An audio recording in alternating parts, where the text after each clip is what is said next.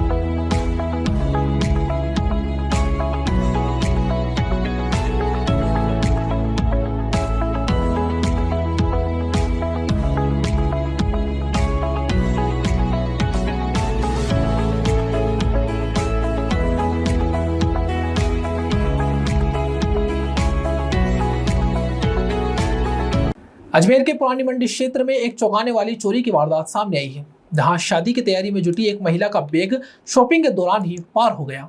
Bag में नए कपड़े, नकदी और सोने के चेन रखी हुई थी। पीड़िता ने कोतवाली थाने में मामला दर्ज कराया, जिसके बाद पुलिस ने सीसीटीवी फुटेज के आधार पर आरोपियों की तलाश शुरू कर दी है। अजमेर के पुरानी मंडी क्षेत्र में एक चौंकाने वाली चोरी की वारदात सामने आई है, जहां शादी की तैयारियों में जुटी एक महिला का बैग शॉपिंग के दौरान ही पार हो गया। बैग में नए कपड़े, नकदी और सोने की चेन रखी हुई थी। पीड़िता ने कोतवाली थाने में मामला दर्ज करवाया है, जिसके बाद पुलिस सीसीटीवी फुटेज के आधार पर आरोपियों की तलाश में जुट गई है। घटना जगदम्बा कॉलोनी गुलाबबाड़ी निवासी शालिनी ने पुलिस को दी रिपोर्ट में बताया कि उनके परिवार में 19 अप्रैल को शादी है, जिसके लिए वह मंगलवार को बालाजी गली पुरानी मंडी स्थित सिद्धि विनायक फैंसी स्टोर पर खरीदारी करने पहुंची थी। इसी दौरान दुकान में 3 युवतियां भी खरीदारी के बहाने आई। शालिनी ने अपना बैग काउंटर पर रखा हुआ था, जिसे मौका पाकर युवतियां चुरा ले गई। बैग में करीब 5,000 रुपए के नए कपड़े, 1,500 रुपए की नकदी और 2 तोला सोने की चेन थी, जिसे वह ठीक कराने के लिए साथ लेकर आई थी। जब शालिनी को बैग चोरी होने का एहसास हुआ तो उन्होंने आसपास काफी तलाश की, लेकिन कोई सुराग नहीं मिला। बाद में सीसीटीवी फुटेज खंगालने पर तीनों युवतियां स्पष्ट रूप से नजर आई। पीड़िता के मुताबिक तीनों कॉलेज छात्राएं जैसी दिख रही थी। कोतवाली थाना पुलिस ने मामला दर्ज कर लिया है और फुटेज के आधार पर संदिग्ध युवतियों की पहचान और तलाश शुरू कर दी है। हालांकि इलाके में इस वारदात के बाद दुकानदारों और ग्राहकों में भी सतर्कता बढ़ा दी है। मैं निवासी जगदम्बा कॉलोनी गुलाबबाड़ी की हूँ। मेरा नाम शालिनी है और मैं यहाँ शॉपिंग करने आई थी पुरानी मंडी बालाजी की गली सिद्धि विनायक पे, और वहाँ पर मैंने कुछ शॉपिंग करी। मैं अपना सामान लेने आई थी और मेरे पास बैग था, कम से 5,000 के कपड़े थे मेरी छोटी बच्ची के, और मैंने वो बैग वहीं रखा था। मैं जहाँ खड़ी थी वहीं पे था और कुछ 3 लड़कियां आई और वो लोग भी सामान देखने लगी, और सामान देखने का कब गायब हो गई मालूम नहीं। मैंने सीसीटीवी फुटेज निकाला तो उन लड़कियों ने मेरे पास से ही थैली उठा के निकली। मेरे पास फुटेज जो है उन तीनों की ही अभी तक है, और कहाँ तक की है, बहुत दूर दूर तक की है, कहाँ गई है, किस तरफ गई है, सब फुटेज है। 3 लड़कियां, एक ने उठाई है और मैं वो फुटेज भी आपको बता सकती हूँ, मेरे पास है। वो लड़कियां जीन्स टॉपर में थी तीनों, और एक बैग टाक रखा था, कुछ कॉलेज टाइप की लग रही थी, बैग टाक रखा है, और एक थैली पास से उठाई है बिल्कुल, और 2 लड़कियां और साथ में थी। जी, मैंने अभी कोतवाली थाने में रिपोर्ट दर्ज कराया है। मुझे भाई मेरा सामान चाहिए, और मतलब बिल्कुल मेरे पास से ही निकाला है, बिल्कुल ऐसा भी नहीं है, मेरे पास फुटेज है पूरा। और हाँ, कैश था, उसमें करीबन 1,000 रुपए के आसपास रुमाल और कैश भी था। जवाहरलाल नेहरू अस्पताल में बुधवार को स्वास्थ्य सेवाओं के क्षेत्र में एक महत्वपूर्ण उपलब्धि जुड़ गई। अस्पताल की आपातकालीन इकाई में अत्याधुनिक फाइब्रो स्कैन मशीन एवं नवीन तकनीक से लेस एक्सरे मशीन का लोकार्पण किया गया।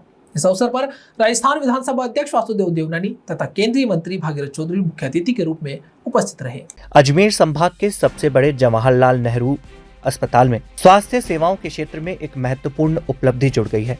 अस्पताल की आपातकालीन इकाई में अत्याधुनिक फाइब्रो स्कैन मशीन एवं नवीन तकनीक से लैस एक्सरे मशीनों का लोकार्पण किया गया।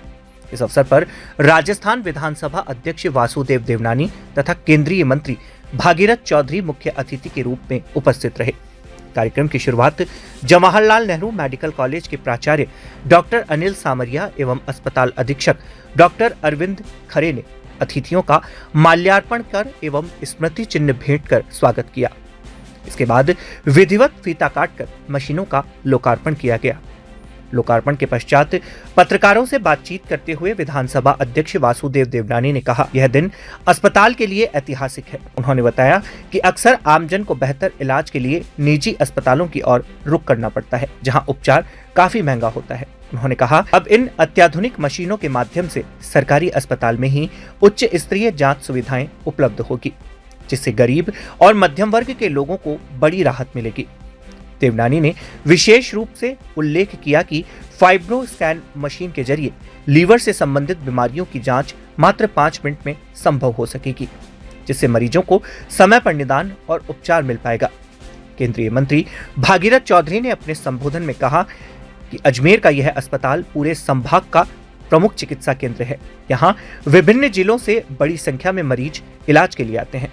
आज जेएनएन हॉस्पिटल के लिए एक ऐतिहासिक दिन है, जिसमें आम आदमी जो कई बार अपने इलाज के लिए भटकता फिरता है, प्राइवेट हॉस्पिटल जाता है तो उसकी इतनी रेट्स हैं जो वो खर्च नहीं कर पाता। ऐसे आम आदमी के लिए आज ये जेएनएन हॉस्पिटल में एक फाइब्रो स्कैन मशीन लगी है, जिसके आधार पर लीवर का पूरा टेस्ट होगा। और लीवर चूंकि हमारे जीवन शैली के कारण आज आम बीमारी हो गई है, जिसके कारण से फिर आम व्यक्ति में साइड इफेक्ट्स और होने लगे हैं, उस लीवर की जानकारी तुरंत 2 मिनट के अंदर उसको मिल जाएगी, तब डॉक्टर्स भी उस अनुसार उसका इलाज कर सकें, ऐसा निश्चित रूप से ध्यान आता है। और साथ में जो हमारे ये एक्सरे मशीन्स हैं, बहुत ओल्ड हो गई थी, 25 साल के बाद आज उस मशीनों को चेंज करने का अवसर मिला है।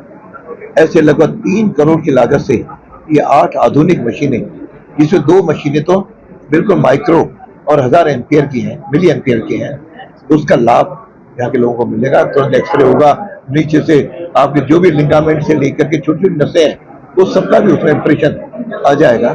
तो ऐसा इन मशीनों का लाभ निश्चित रूप से आने वाले हर पेशेंट को भी मिलेगा, कि बिना एक्सरे के तो आजकल कोई इलाज हो ही नहीं सकता।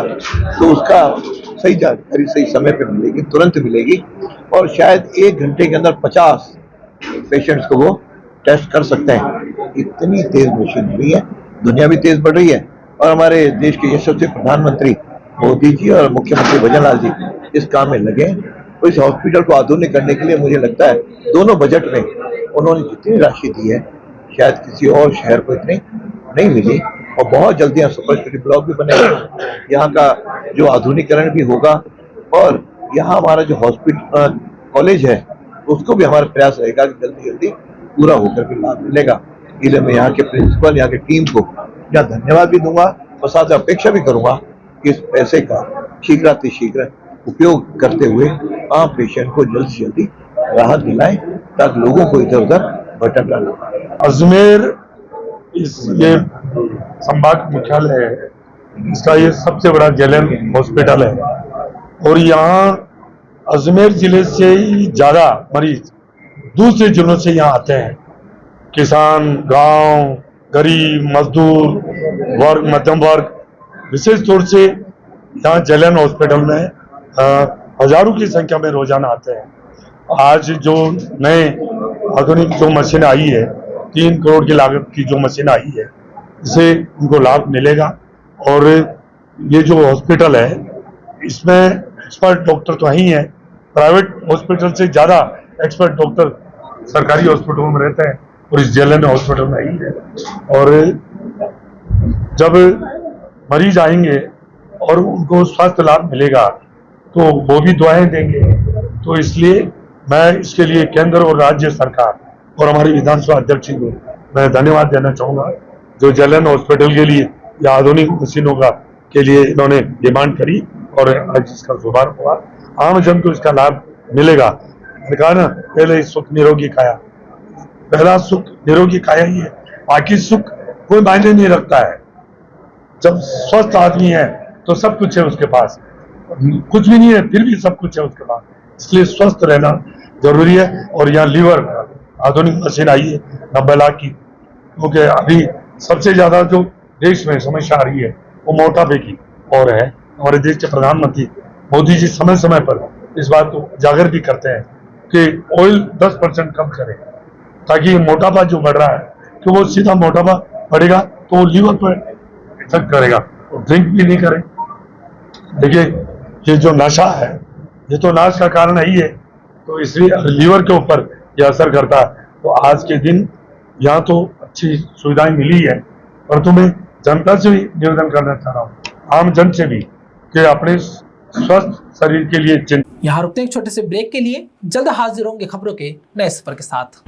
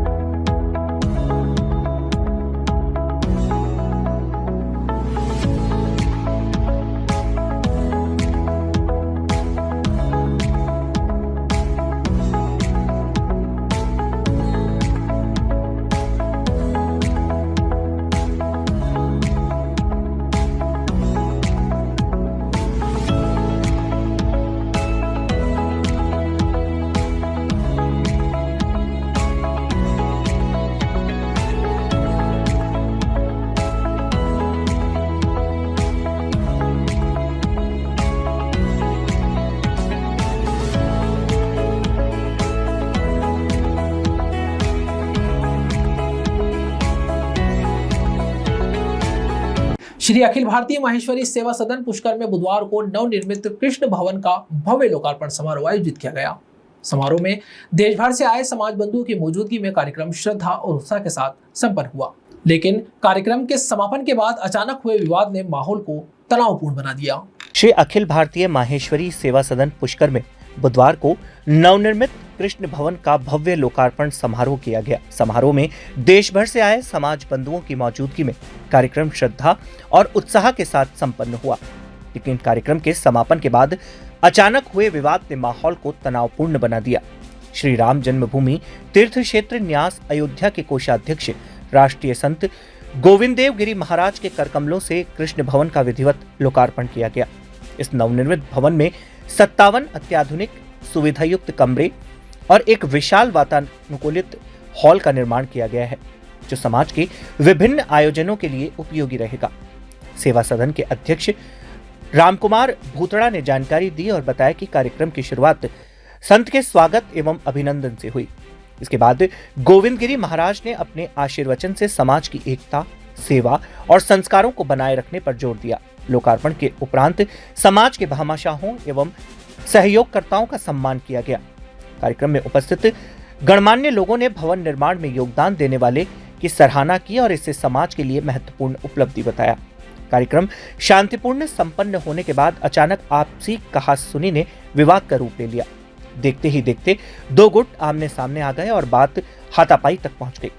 मौके पर लात घुसे चलने लगे, जिससे समारोह स्तर पर अफरा तफरी मच गई। स्थिति को बिगड़ता देख कार्यक्रम में मौजूद वरिष्ठ समाजजनों और अन्य लोगों ने बीच बचाव कर विवाद को शांत करने का प्रयास किया, लेकिन तनाव कुछ ज्यादा समय तक बना रहा। घटना की सूचना मिलते ही थानाधिकारी विक्रम सिंह राठौड़ पुलिस बल के साथ मौके पर पहुंचे। वहीं तहसीलदार इंद्रजीत सिंह चौहान भी तत्काल स्थल पर पहुंचे और स्थिति को नियंत्रित करने के लिए मोर्चा संभाला। प्रशासन और पुलिस की तत्परता से काफी मशक्कत के बाद हालात काबू पर गए। प्रशासन ने दोनों पक्षों को समझाइश कर शांति बनाए रखने की अपील की है। फिलहाल स्थिति सामान्य बताई जा रही है। हालांकि घटना को लेकर क्षेत्र में चर्चा का माहौल बना हुआ है कि आप सदैव हमारे सेवा सदन के प्रत्येक कार्यक्रम में उपस्थित रहते हैं और उचित सहयोग करते हैं। सेवा सदन के कृष्ण भवन को लोकार्पण को लेकर के हमारे कुछ नाराज लोग असंतोष पैदा कर रहे हैं। 6 महीने से वो सोशल मीडिया पे चला रहे हैं। हमने साधारण सभा जो सर्वोच्च बॉडी होती है उसमें सर्वसम्मति से निर्णय हुआ था, लिया था और सारे लोग मौजूद थे उसमें, ऐसा नहीं वो नहीं थे। उसके बाद में इस तरह से उन्होंने नकारा जो रवैया अपनाया है, उससे संस्था का और समाज का नुकसान होता है और विकास में बाधा उत्पन्न होती है। हमारे आग्रह पर परम पूज्य गुरुदेव पधारे, उनका सदैव स्नेह रहा सेवा सदन के प्रति, समाज के प्रति और पुष्कर के प्रति। वो तो पुष्कर को वर्ल्ड के नक्शे पर सबसे ऊपर देखना चाहते हैं। ऐसे हमारे गुरुदेव हमारे इस कार्यक्रम में पधारे और जो लोकार्पण में हमारे पूरे राजस्थान से करीब 400-500 लोग आए, आपने देखा ही था। तो मुझे इस बात की प्रसन्नता है। देखिए क्या करें, विरोध तो होता ही रहता है। विरोध तो मैं भी मजबूत हो गया हूँ सुनते सुनते। क्या है भाई, जिसको 20 गाली निकाली 21वीं निकाल लें, क्या फ़र्क पड़ता है। अब जिसको गाली निकालनी है तो मैं तो एक बार एक यात्री ने मुझे सुबह 100 गाली निकाली, किसी कारण से उसको कमरा नहीं मिला। मैंने कहा और बोलो साहब, और बोलो साहब, और बोलो साहब, तो वो थक ही गया। और क्या बोले, साले 100 गाली बोलती तू सुनता है। इस तरह से कोई भी आदमी नाराज व्यक्ति कुछ भी कह दे। हमने कोई ऐसा अपराध नहीं किया, न गलत काम किया, न गलत काम करेंगे। समाज हित में पूरी जिंदगी हमने काम किया है और ऐसा कुछ नहीं है कि मैं कोई 13 साल अध्यक्ष रह गया यार, फिर 1 साल और रह जाऊंगा तो बहुत बड़ा आदमी बन जाऊंगा। अध्यक्ष ही हूँ और जो ही हमारा तयशुदा काम निपट जाएगा और हम चुनाव करा देंगे। हो सकता है आज की बैठक में कोई इसके बारे में चर्चा हो जाए, चुनाव अधिकारी नियुक्त हो जाए, और नहीं भी हो तो भी तो 1 महीने में हमारा अयोध्या का लोकार्पण हो जाएगा। उसके बाद मुझे कोई शौक नहीं है इस पद पर बने रहने का। ऐसा है, आज हमारे पुष्कर के अंदर सेवा सदन के अंदर नवनिर्मित कृष्ण भवन का उद्घाटन अपने परम आदरणीय स्वामी जी गोविंद देव गिरी जी के हाथों हुआ। हम लोगों का क्या है कि हिसाब से सेवा सदन की जो समयावधि होती है वो पूरी हो चुकी है 9 दिसंबर 2025 को। हम लोगों का ये कहना था कि भाई जब चुनाव की तिथि खत्म हो गई, भाई आपका कार्यकाल अपना खत्म हो गया, मैं भी पदाधिकारी हूँ, तो हम उसमें से 7 पदाधिकारियों ने पहले इस्तीफा ही दे दिया। इस्तीफा तो मान लो हमारा स्वीकार नहीं हुआ है, हम लोगों को ये राय थी कि भाई आप पहले जब तक ये अपने नए चुनाव हो जाए, जो नए लोग आवे ना, तो वो लोग इसका उद्घाटन करावे। इसमें और कोई खास बात नहीं थी। लेकिन इन लोगों ने क्या है कि अपने हिसाब से अभी तक मान लो चुनाव नहीं करे। अब उनके इससे ऐसी मंशा है कि यहाँ का प्रकरण है, एक अयोध्या का प्रकरण है, तो उसमें काफ़ी भ्रष्टाचार की बू आ रही है। तो उन लोगों का ऐसा विचार है कि हम तो वहाँ भ्रष्टाचार हो चाहे कुछ भी हो, यहाँ का उद्घाटन भी करेंगे और वहाँ का भी करेंगे। तो हमारा देखो परम पूजनीय गोविंद देव जी तो वो तो हमारे परम आदरणीय है, लेकिन जो हमारा विरोध था वो हमारे वर्तमान अध्यक्ष और उनके जो साथी है, जो बचे हुए साथी, क्यों 7 तो हम निकल गए, फिर 15 में से 7 हम निकल चुके हैं, 8 बचे हैं, उनके साथ था। तो हमारा विरोध केवल शांतिपूर्ण और एकदम ये सांकेतिक था कि हमें कुछ नहीं करना है, शांत रहना है, केवल भाई परम पूज्य गुरु जी का आदर करना है, माल्यार्पण करना है और एक केवल एक ज्ञापन देना है उनको, अध्यक्ष जी को और महाराज जी को, भाई ये काम है, ये जो भी हो रहे हैं सब काम गलत हो रहे हैं।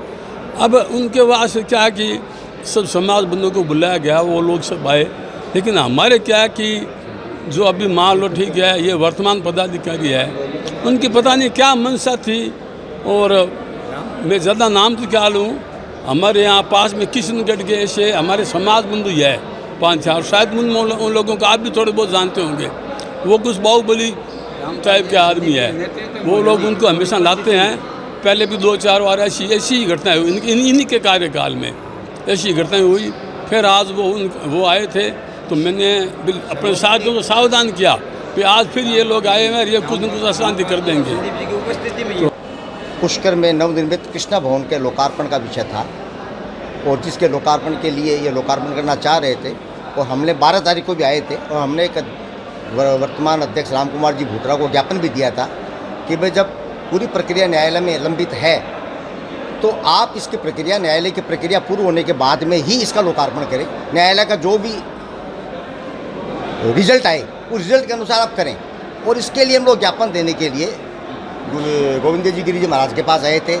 शांतिपूर्वक हमने ज्ञापन दिया, सारी बात हमने विस्तारपूर्वक रखी, लेकिन शांतिपूर्वक के ऊपर जिस तरीके से असामाजिक तत्वों को बुला करके, गैर समाज के लोगों को बुला करके जिस तरह से पदाधिकारियों के ऊपर हमला करवाना, भूतपूर्व अध्यक्ष जुगलजी बिरला, निवर्तमान अध्यक्ष जुगलजी बिरला, भूतपूर्व अध्यक्ष श्यामजी बिरला और हम पदाधिकारी 5 पदाधिकारी यहाँ मौजूद थे, उनके ऊपर हमला करवाना ये बिल्कुल निंदनीय है। हम इस बात का पुरजोर निंदा करते हैं, विरोध करते हैं।